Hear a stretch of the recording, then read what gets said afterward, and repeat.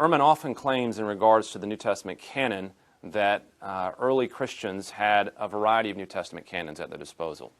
He often talks about what he calls wild diversity within early Christianity, that in the early centuries of the church, people were reading all sorts of books. There was all sorts of different types of versions of Christianity with their own gospels and their own documents, and so it gives this impression that we have this sort of competing set of books where the New Testament canon was in some sense a literary free-for-all, where no one knew which were the right books and no one knew which were the wrong books, and everyone was kind of doing their own thing.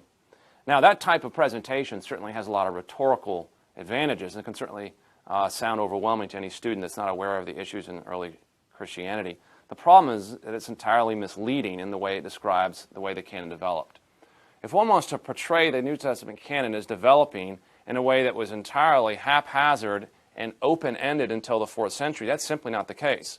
When we look into the early centuries of the church, particularly the 2nd century, we realize that the core of the New Testament canon was in place almost from the very beginning.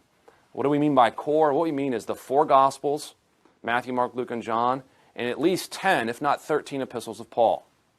For example, one of our earliest canonical lists, the Muratorian Fragment, dates from the late 2nd century, probably around 170 or 180 AD. In that particular document, it is clear that there's only 4 Gospels that are received, and it lists all of 13 of Paul's epistles. Now that's in the middle of the 2nd century. Now what that tells you then is that the Muratorian Fragment, that canonical list, didn't make up those things. It's obviously picking up earlier tradition. What we see then is that there's a core of New Testament books that were never really in dispute at all. There was never really a dispute about the Gospels in any fundamental way. It was these 4 from the very start. When it came to Paul's epistles, the core were in place from the very beginning. When we talk about any disputes at all, if we can even use that term, it really has to do with just a handful of books.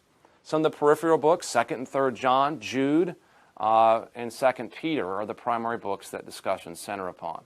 But to portray the New Testament canon as entirely open-ended is entirely misleading because the core was there from the start. And if the core was there from the start, then decisions were already made about the divinity of Jesus. Decisions were already made about who he was and what he came to do. Decisions were already made about the nature of the gospel message. So irregardless of what was decided about 2 Peter or Jude, the trajectory of Christianity was already determined from a very early time, much earlier than most people realize.